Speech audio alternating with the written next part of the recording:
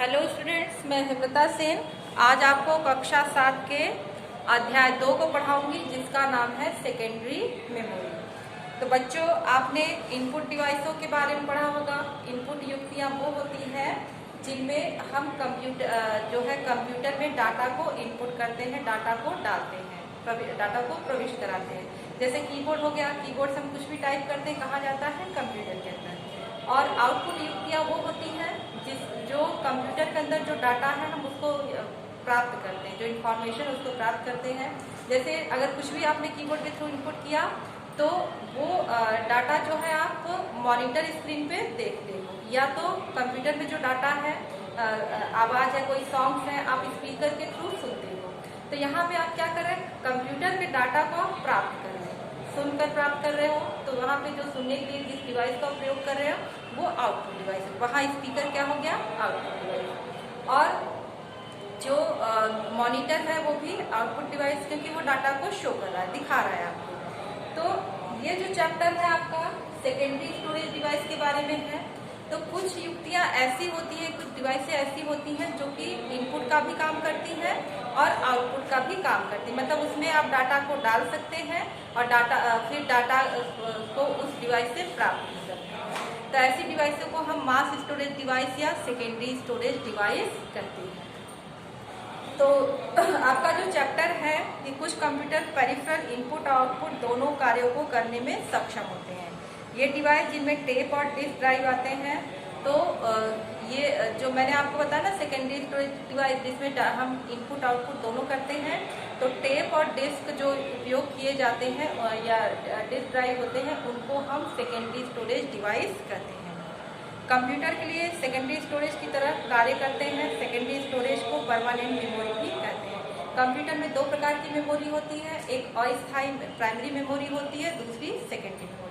तो primary memory तो computer को प्रोसेसिंग के वक्त काम आती है, उसमें डाटा अस्थायी रूप से स्टोर होता है। लेकिन जब डाटा को स्थायी रूप से उपयोग करना होता है, हम ये चाहते हैं कि भविष्य में उस डाटा को हम देख सकें, उसका उपयोग कर सकें, तो वहाँ पे हम सेकेंडरी स्टोरेज डिवाइस का प्रयोग करते हैं। तो जब आप कंप्यूटर पर कार्य करते हैं और डाटा जानकारियों को भविष्य के प्रयोग के लिए सुरक्षित रखना चाहते हैं, तब आपको सेकेंडरी मेमोरी का प्रयोग करना होता है। और इसीलिए सेकेंडरी मेमोरी का प्रयोग डॉक्यूमेंट, फाइल और चित्रों को कंप्यूटर पर भविष्य में उपयोग के स्टोर करने के लिए किया जाता है। इस प्रकार कुछ डिवाइसों के चित्र आपको देखिए दिया गया है। इसमें मैग्नेटिक डिस्क है, मैग्नेटिक टेप है, और कुछ इनपुट इकाइयाँ कीबोर्ड, जैसे मैंने बताया प्रोसेसिंग यूनिट है, ये आपका आउटपुट यूनिट है। फिर मैग्नेटिक प्लेयर है, मैग्नेटिक टेप है, ये आपको चित्र दिया हुआ है। तो हम बात कर रहे हैं सेकेंडरी मेमोरी की। तो सेकेंडरी मेमोरी में डाटा को हम फ्यूचर में उसका उपयोग कर सकें, इसलिए स्टोर करके रख सकते हैं और कभी भी इसका उपयोग कर सकते हैं। तो उसमें से कई डिवाइसें हैं, सेकेंडरी मेमोरी कई हैं। जैसे पहले बात करते हैं हम मैग्नेटिक टेप की। तो मैग्नेटिक टेप एक सिंपल टेप होती है, प्लास्टिक की टेप होती है, जिसके ऊपर चुंबकीय पदार्थ की परत चढ़ी होती है। आपने देखा होगा कैसेट वगैरह में आपको कुछ ब्लैक कलर में जो है दिखती है, रील दिखती है, तो वो क्या है, मैग्नेटिक जो है चुंबकीय पदार्थ की जो है परत जो है उस प्लास्टिक पे चढ़ा होता है। और ये टेप जो है एक जैकेट के अंदर, प्लास्टिक के जैकेट के अंदर जो है बंद होता है। और मैग्नेटिक टेप के अधिक प्रयोग का कारण कि और इसमें सबसे बड़ी ये बात है कि इसका उपयोग हम अधिक इसलिए करते हैं क्योंकि इसमें डाटा को हम सुरक्षित रख सकते हैं, ज़्यादा डाटा को स्टोर कर सकते हैं। क्योंकि देखिए, आपकी जो सेकेंडरी डिवाइसें आती हैं, कुछ डिवाइसें होती हैं जिनमें आप कम डाटा को स्टोर करते हैं, किसी में अधिक कर पाते हैं। तो मैग्नेटिक टेप में भी हम अधिक डाटा को स्टोर कर सकते हैं।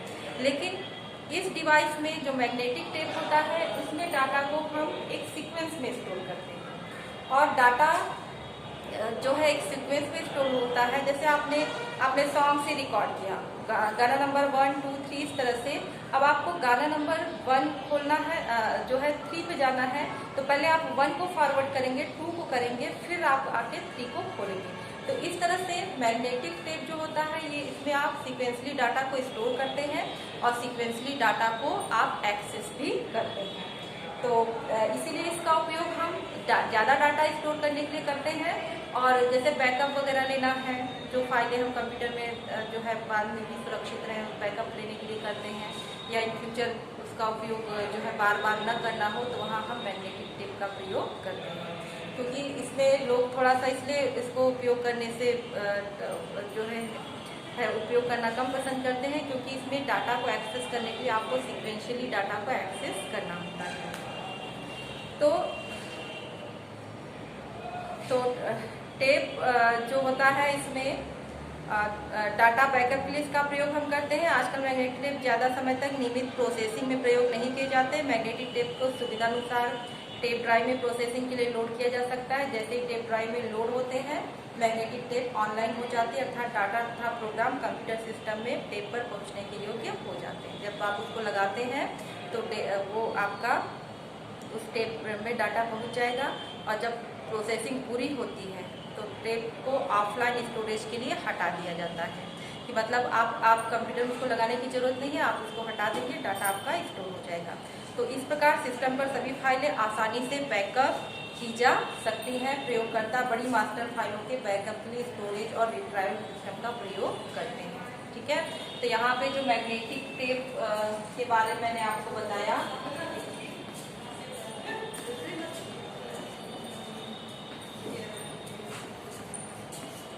तो मैग्नेटिक टेप क्या है? ये सेकेंडरी स्टोरेज डिवाइस जिसमें डाटा हम सीक्वेंशियली स्टोर करते हैं और अधिक डाटा को हम स्टोर कर सकते हैं।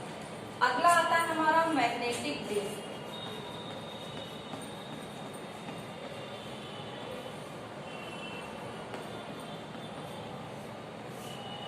तो मैग्नेटिक डिस्क में जो आपकी फ्लॉपी होती है उसमें भी मैग्नेटिक डिस्क होती है। सीडी ड्राइव आपने देखा है, वो भी डिस्क होता है।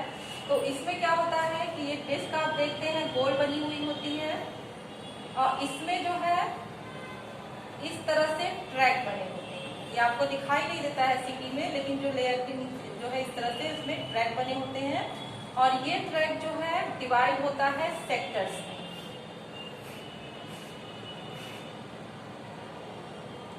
ये जो आपके हो गए ट्रैक, और ये जो पूरा पार्ट है ये वाला, ये क्या कहलाएगा? आपका सेक्टर। तो सीडी आपने देखा ही है, उसमें आप देखते हैं कि एक शाइनिंग सरफेस रहता है, एक थोड़ा सा डल होता है। तो जो शाइनिंग सरफेस होता है वहां पे डाटा को स्टोर किया जाता है। और इसी तरह से जो है मैग्नेटिक डिस्क टेप का विकल्प या भी स्टोरेज मीडिया की तरह कार्य करता है। मैग्नेटिक डिस्क पर बिना किसी क्रमानुसार रिकॉर्ड की गई सूचनाओं को प्रयोग किया जाता है, जिसे रैंडम एक्सेस कहते हैं। तो यहाँ पे मैग्नेटिक टेप की खासियत ये होती है कि हम कोई भी डाटा को किसी भी समय एक्सेस कर सकते हैं। जैसे इस भाग में जो डाटा स्टोर है, हमें जो इसको यूज करना है तो हम इसका उपयोग कर सकते हैं, या इस भाग में डाटा स्टोर है तो हम इसका उपयोग कर सकते हैं। आपको एग्जांपल बताती हूँ कि जैसे आप सीडी में आपके 8-10 गाने स्टोर होते हैं, आप गाना नंबर 6 सुनना है, गाना नंबर 25 सुनना है, तो आप एक सीक्वेंस में नहीं खोलते उसको, आप डायरेक्ट गाना नंबर 10 खोलना है तो 10 को क्लिक करोगे, 25 को खोलना है तो 25। तो ये मतलब रैंडम एक्सेस डाटा की हम रैंडम जो है एक्सेस डाटा को करते हैं, तो इसमें डाटा आपका जल्दी आपको प्राप्त हो जाता है। जबकि मैग्नेटिक टेप जो था उसमें डाटा सिक्वेंशियल था, हम डाटा को सीक्वेंस में ही प्राप्त कर पाते हैं। तो इस डिस्क पर जो आपको दिया है कि यहाँ पे 100 केंद्रीय छल्ले बने हैं, इसको कि हम ट्रैक कहते हैं। और ये छल्ले जो है ट्रैक को पुनः पाई के आकार के छोटे छोटे भाग हैं, ये कटे हुए, जिसको हम क्या कहेंगे? सेक्टर। तो जिसे सेक्टर का, जहाँ डाटा सेक्टर में स्टोर होता है, floppy disk, hard disk, magnetic disk का, जिन्हें एक एक करके हम आपको इसमें दिया गया है। तो फ्लॉपी डिस्क की बात करते हैं हम पहले। ये मैग्नेटिक टेप के मैग्नेटिक डिस्क के प्रकार है।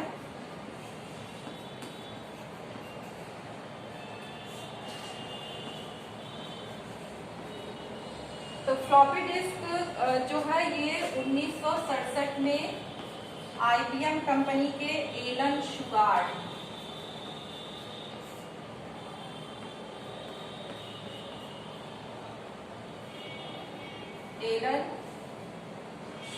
के द्वारा फ्लॉपी डिस्क को विकसित किया गया था। और शुरू में जो फ्लॉपी आती थी वो 5 इंच और 8 इंच की होती थी। बाद में फ्लॉपी जो आने लगी 3.5 इंच 3.5 इंच की फ्लॉपी आती है। और फ्लॉपी में भी, फ्लॉपी डिस्क में भी इस तरह से आपकी प्लास्टिक की डिस्क होती है। इसको प्रथम बार 1981 में IBM PC में प्रयोग किया। सबसे पहले जो फ्लॉपी को प्रयोग किया गया था वो IBM PC में प्रयोग किया गया था। और इसका आकार 5.25 और 3.5 में घट गया, एक 3.5 फ्लॉपी में 1। और इसमें जो है, जो फ्लॉपी डिस्क होती है, इसमें बहुत कम डाटा स्टोर कर पाते हैं हम, केवल 1.44 MB। अभी आप देखते हैं डाटा स्टोर होता है आपका जो है GB में, और इसमें टेराबाइट में स्टोर होता है, लेकिन ये केवल 1.44 MB की डाटा स्टोर की जाती थी। जब तक पेन ड्राइव नहीं आया था उसके पहले फ्लॉपी का ही प्रयोग किया जाता था। और कंप्यूटर में फ्लॉपी लगाने के लिए अलग से फ्लॉपी ड्राइव लगाना पड़ता है, और उसके बाद उसमें आप फ्लॉपी को लगा देते हैं। तो आजकल इसका प्रयोग लोग कम करते हैं क्योंकि इसमें बहुत कम डाटा स्टोर होता है, और इसके लिए अलग से फ्लॉपी ड्राइव की हमको जरूरत है। जैसे आप CD ड्राइव में CD को डालते हैं, उसी तरह से फ्लॉपी ड्राइव में फ्लॉपी को डाला जाता है। तो ये फ्लॉपी डिस्क, इसमें एक पतली डिस्क को अगर आप देखते हैं तो ये स्क्वायर शेप में ऐसी प्लास्टिक का ऑर्डर आपको दिखता है ऊपर से, लेकिन अंदर एक प्लास्टिक की जो है लचीली प्लास्टिक की डिस्क होती है, और इस डिस्क पे फेरोमैग्नेटिक पदार्थ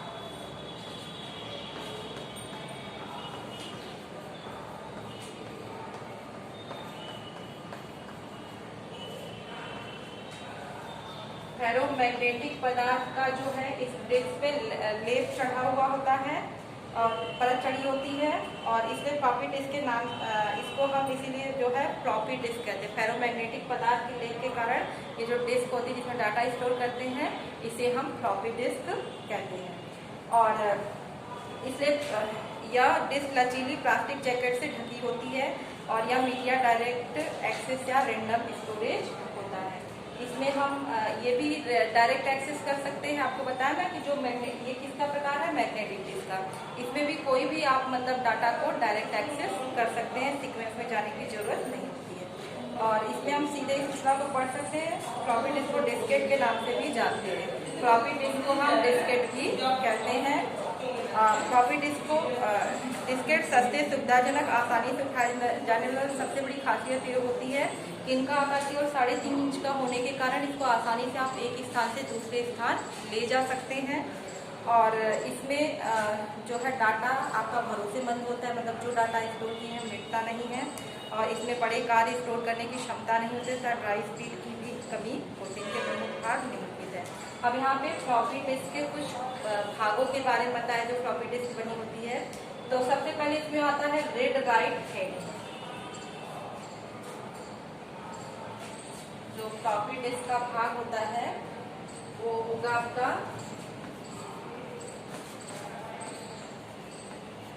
रीड राइट हेड। नाम से ही आपको क्लियर है कि जब डाटा को पढ़ना या लिखना होता है तो रीड राइट हेड का प्रयोग करते हैं। फ्लॉपी डिस्क में 2 रीड राइट हेड होते हैं। ये हेड डिस्क को स्टोर जानकारियों को पढ़ने तथा लिखने दोनों ही कार्यों के लिए प्रयोग करते हैं।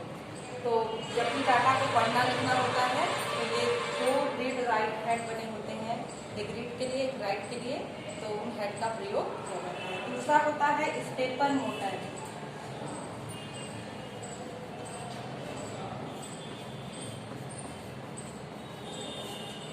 तो स्टेपर मोटर जो होता है फ्लॉपी डिस्क की हेड एक्चुएटर है या डिस्क के सही ट्रैक पर रीड राइट हेड को ले जाने के लिए प्रयोग किया जाता है। अब रीड राइट हेड जो डाटा आपको बताया कि डिस्क में इस तरह से स्टोर होता है, किस भाग के डाटा को रीड राइट हेड तो पढ़ता है, लेकिन रीड राइट हेड सही पोजीशन पे जाए, सही सेक्टर में जाए, तो उसके लिए हेल्प कौन करता है, स्टेपर मोटर। अगला है स्पिंडल मोटर।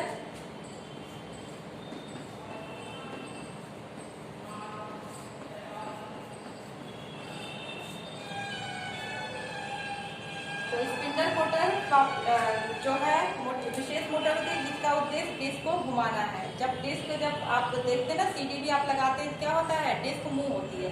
तो इसी तरह से फ्लॉपी डिस्क भी जब आप जो है फ्लॉपी ड्राइव में लगाते हैं कंप्यूटर में, जब ऑन करते हैं तो डिस्क जो है घूमती है। तो उसको घुमाने का कार्य जो है स्पिंडल मोटर के द्वारा किया जाता है और ये 300 चक्कर जो है प्रति मिनट, 1 मिनट में 300 चक्कर जो है घुमाता है। फिर तो ये है हमारा मैग्नेटिक डिस्क का प्रकार, और आगे जो डिस्क के प्रकार है उसको मैं आपको अगले भाग में बताऊंगी।